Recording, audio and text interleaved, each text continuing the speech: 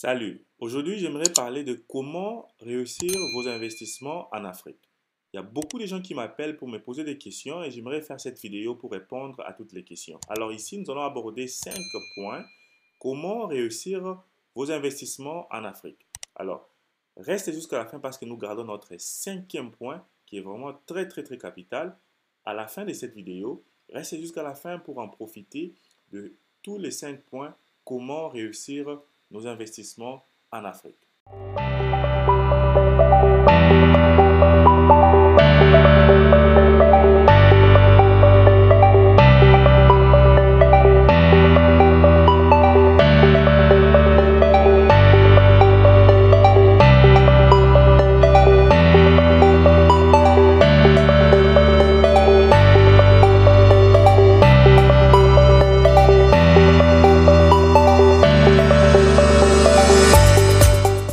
Salut et bienvenue sur Investir chez nous. Si c'est pour ta première fois ici, moi c'est Jami Kakona, je suis fondateur d'Investir chez nous. Je suis entrepreneur et investisseur en Afrique et aux États-Unis. Ici, nous avons créé cette chaîne Investir chez nous. C'est premièrement pour parler de l'entrepreneuriat. D'abord, nous vous demandons de vous abonner, de cliquer sur la cloche pour ne plus manquer nos prochaines vidéos. Et cette chaîne a été créée vraiment pour aider les Africains à créer des entreprises en Afrique afin de se faire de bons revenus et créer des emplois. Et alors, si cette chaîne vraiment t'intéresse, demande de t'abonner, clique sur la cloche, partage cette vidéo massivement afin que plusieurs personnes en Afrique ou partout dans le monde puissent découvrir cette chaîne et voir les vidéos que nous parlons de business à lancer en Afrique.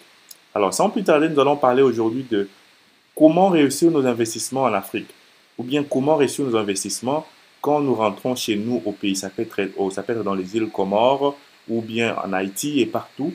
Parce que j'ai beaucoup d'abonnés qui sont des Haïti aussi. Donc ici, je vais juste te parler en général comment réussir nos investissements quand nous rentrons investir à la maison. Alors, comme j'ai dit ici, investir chez nous. Donc, je voulais parler de comment réussir les investissements quand nous rentrons investir chez nous.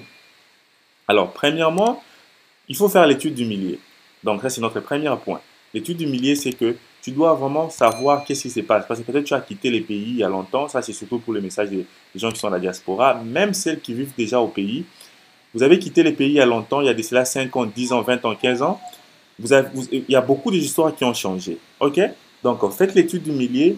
Découvrez qu'est-ce qui a changé, qu'est-ce qui n'a pas encore changé. Comme vous avez vécu ailleurs, vous avez vraiment une vision différente des gens qui sont au pays.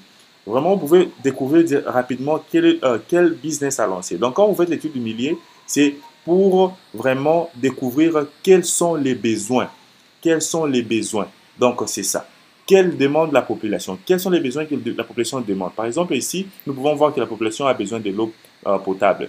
Par exemple, la population a besoin de la nourriture. Donc, vous pouvez vous lancer dans l'agriculture, dans la transformation de produits agricoles. La population a besoin de jus naturels, de jus purs. La population a besoin de routes. La population a besoin de l'électricité. La population a besoin d'une bonne santé. C'est comme ça, donc l'étude du milieu. Deuxièmement, regardez maintenant si avec les besoins de la population, vous avez les moyens pour lancer ces business-là. Donc ici, la deuxième stratégie, c'est de commencer petit. Donc, commencez avec les petits moyens que vous avez. Donc, vous pouvez découvrir 5 ou 6 secteurs, mais vous devez commencer avec un secteur dont vous avez des moyens. Donc, qu'est-ce que je veux dire par là? Ici, cherchez un business dont vos capacités ou bien votre budget sera possible. Donc, parce que j'ai beaucoup de gens qui me disent, je vois beaucoup de vidéos sur ta chaîne des idées de business, mais je ne sais pas où commencer. Parce que tu as plusieurs idées de business qui sont vraiment très intéressantes. Alors, moi, je dis souvent, il faut commencer là où tu vois tu pourras avoir un capital pour commencer. Alors, c'est même chose ici. La stratégie est que tu commences petit et tu grandis. Donc, c'est ça. Donc, vraiment, c'est ça la meilleure stratégie. Donc, notre troisième point ici, c'est de prendre une formation sur ces domaines-là.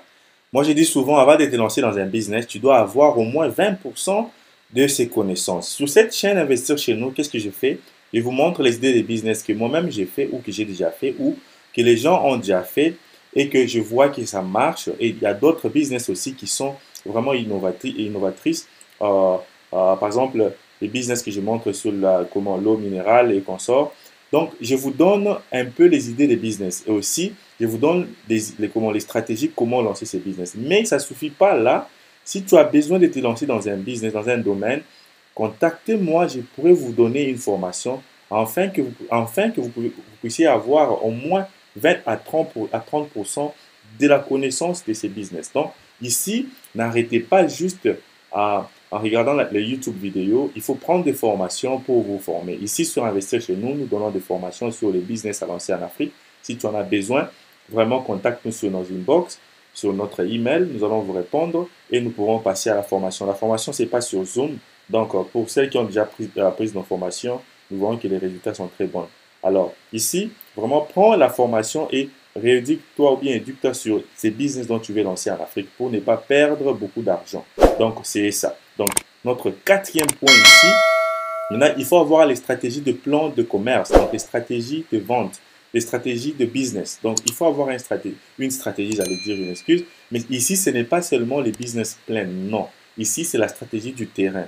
Ici, ça demandera que vous puissiez commencer à parler avec les gens qui sont au terrain, engage les gens qui vivent sur place dans la ville là où tu vas installer les business, afin de découvrir qu'est-ce qui se passe. Donc, prends les informations pour savoir qu'est-ce qui se passe. Donc, ici, pour avoir la stratégie, comment tu vas lancer ton business. Par exemple, les gens qui veulent lancer, par exemple, l'eau minérale, par exemple, tu dois savoir quelle est la stratégie pour la vente de tes produits. Même si tu veux lancer les jus naturels, tu veux lancer, par exemple, les piments en liquide, les piments en poudre. Quelle sera la stratégie de ton business? Par exemple, tu vas vendre ça en gros ou bien tu vas vendre ça en détail. Qui sont tes clients? Est-ce que tu iras chercher tes clients toi-même ou les clients viendront dans ton usine pour prendre des produits? Est-ce que tu pourras faire la publicité digitale en ligne ou bien tu vas faire la publicité à la télévision? Est-ce que c'est important de faire la publicité? Est-ce que la demande est là pour ces produits? Donc ici, c'est la stratégie commerciale, la stratégie de vente. Vraiment, c'est un point très très important pour réussir vraiment les investissements en Afrique. Tu dois savoir à qui tu dois vendre ces produits. Donc notre dernier point qui aura vraiment un trait avec les quatrième points, notre dernier point c'est le cinquième point. Donc nous vous demandons avant de passer à notre dernier point qui est le cinquième point, de vous abonner et de cliquer sur la cloche pour ne pas manquer nos prochaines vidéos sur comment nous devons investir chez nous en Afrique, comment nous devons lancer les business en Afrique chez nous en Afrique, comment nous devons vraiment créer des entreprises, créer des emplois en Afrique. Alors, comme je disais, vous êtes déjà abonné, mettez une pause, abonnez-vous et partagez cette vidéo massivement. Notre cinquième et dernier point ici, c'est que tu dois savoir quelle est la stratégie de prix de tes produits. Parce que ici, aux États-Unis ou bien partout en Europe, c'est les prix qui attirent la clientèle. Alors ici, il faut savoir à quel prix vendre ton produit. Donc ici, ça dépendra aussi vraiment de chaque pays parce que le pouvoir d'achat dépend. Donc ici, par exemple, je vais donner l'exemple par exemple de Congo-Kinshasa. Avec un 500 francs, c'est tout le monde qui peut payer un produit. Donc si tu veux créer ton produit, tu dois savoir quelle quantité dont tu peux emballer ces produits-là, afin qu'avec un 500 francs ou un 1000 francs, tout le monde peut acheter ces produits. Donc 500 francs, c'est moins de 1 dollar. Donc c'est l'argent dont on peut trouver à tout le temps, à tout niveau social. Alors, cela veut dire quoi? Quand tu as un produit qui coûte 500 francs, c'est un produit qui peut être vendu massivement à la population. Donc, je donne cet exemple pourquoi? Parce que je donne l'exemple, par exemple, de l'eau minérale. Même quand tu fais l'eau minérale en bouteille, il faut avoir des bouteilles de size, donc de taille dont les prix peuvent revenir à 500 francs congolais. Ça, c'est l'exemple juste que je donne. Donc, cela veut dire quoi? Fais l'étude du milieu de l'économie du pays là où tu es.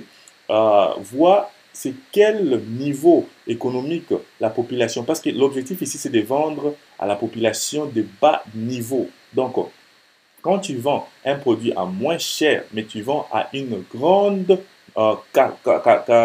quantité de gens, tu auras beaucoup d'argent. Donc, tu vas faire un grand chiffre d'affaires. Donc, vends ces produits à un prix abordable à tout le monde. Donc, maintenant, il faut faire les études pour savoir c'est quoi les prix abordables. Plein d'idées de business et vous pouvez aussi réussir dans l'investissement en Afrique ou bien chez vous. Merci et à la prochaine.